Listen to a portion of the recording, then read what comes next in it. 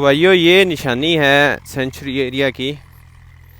यहाँ पर नील गायें घूम रही है, तो दूर से वीडियो बना रहा हूँ मैं उनकी। और शायद अगर पास जाऊँ तो वो दूर चले जाएं, क्योंकि वो किसी पे थोड़ा सा भी विश्वास नहीं करते, क्योंकि इनका दिल बहुत कमज़ोर होता है। तो ये सभी फीमेल्स हैं।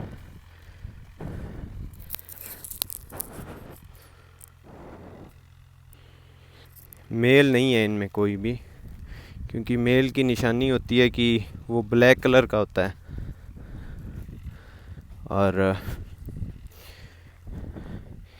एक मेल है इनमें शायद, जो ये वाला दिख रहा है क्योंकि इसके दाढ़ी है, और बाकी सारी फीमेल्स हैं।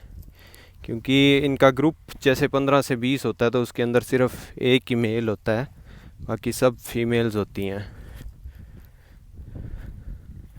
तो जैसे जैसे मैं इनके पास जा रहा हूँ ये दूर चले जाएंगे, क्योंकि ये थोड़ा सा भी ख़तरा अपने पास महसूस नहीं करते। वो देखो वो भागने लगी। और ख़ास तौर पर जब इनके साथ बच्चे होते हैं तब ये ज़्यादा एग्रेसिव हो जाते हैं। और हो सकता है अगर ज़्यादा पास जाएं तो ये हमें सामने, वो देखो वो भाग गई। और ये इधर 3 इधर खड़ी हैं बड़ी, तो ये सारी फीमेल्स हैं। इनमें एक ही मेल नीलगाय हैं, और वहाँ पे एक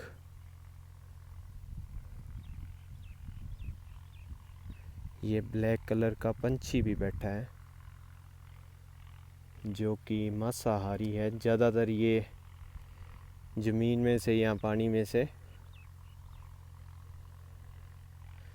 जीव जंतुओं को निकाल के खाता है।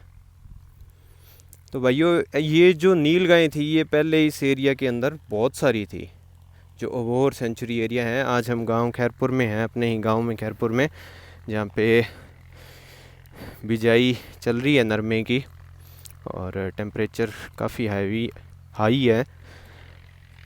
तो यहाँ पे पहले बहुत सारे हिरन थे, जिनमें चिकारा हिरन, जो ब्लैक मेन हिरन होता है ग्रुप का, वो थे। और बाकी जो पीले हिरनियाँ होती है वो थे। तो वो जैसे कुत्तों की तादाद बढ़ी तो कुत्ते उनको ज़्यादा मारने लग गए। क्योंकि पहले क्या होता था, पहले कुत्तों को मार देते थे, तो अब ये पिछले 5-7 सालों से सिस्टम ख़त्म हो गया कि आवारा कुत्तों को मारते नहीं है। और कुछ यहाँ पे जिनको लोमड़ी, गिद्दड़ या गादड़ बोलते हैं, वो इस टाइम एरिया में ज़्यादा हो चुके हैं। तो वो मतलब हिरन को छोड़ते नहीं है। रोज़ तो काफ़ी पावरफुल होता है, तो रोज़ तो खुद को बचा लेता है जो नीलगाय हैं, पर जो हिरन है वो इतना पावरफुल नहीं होता।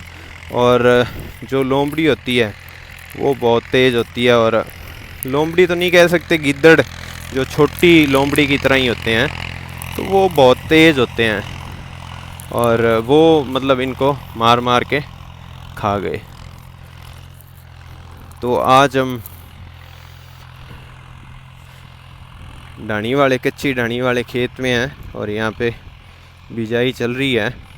तो टेम्परेचर की बात कर रहे थे, जैसे टेम्परेचर काफ़ी हाई हो गया है, तो कहीं जगह नरमा कॉटन उगने की भी दिक्कत आ रही है, अगर खुश्क बत्तर हो जाता है तो इसलिए ध्यान रखें कि बत्तर खुश्क ना हो। गिले बत्तर में ही आप नरमा बीजें, क्योंकि टेम्परेचर बहुत ज़्यादा हाई है, और टेम्परेचर की वजह से ही किन्नू की फसल ख़त्म हो गई है। तो हम सरकार से भी अपील करते हैं कि